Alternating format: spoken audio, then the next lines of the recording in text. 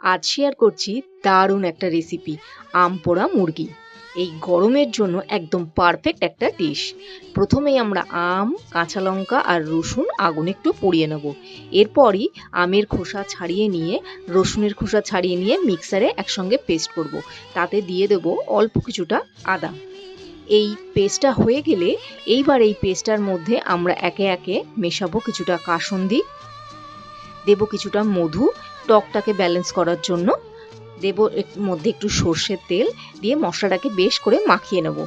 এরপর ধুয়ে রাখা মুরগির মাংসের মধ্যে এই পেস্টটা আমরা মাখিয়ে রেখে দেব মোটামুটি 10 থেকে 15 মিনিট পর্যন্ত।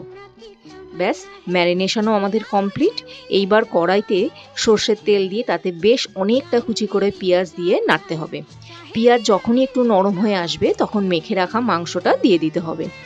একটু নাড়াচাড়া করে নিয়েই ওর মধ্যে হলুদ, ধনের গুঁড়ো, কাশ্মীরি লাল লঙ্কার গুঁড়ো দিয়ে খুব ভালো করে মেশাতে হবে। তাতে দিতে হবে আন্দাজ মতন নুন। ব্যাস, মাংস যখন ভালো করে কষানো হয়ে যাবে ওর মধ্যে দিয়ে দিতে হবে গরম জল। মাংস এখানে প্রায় সেদ্ধ হয়ে এসছে। আজকে তৈরি আমাদের আম পোড়া মুরগির একটা দুর্দান্ত রেসিপি।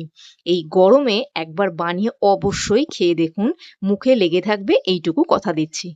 আজ তাহলে এইটুকুই।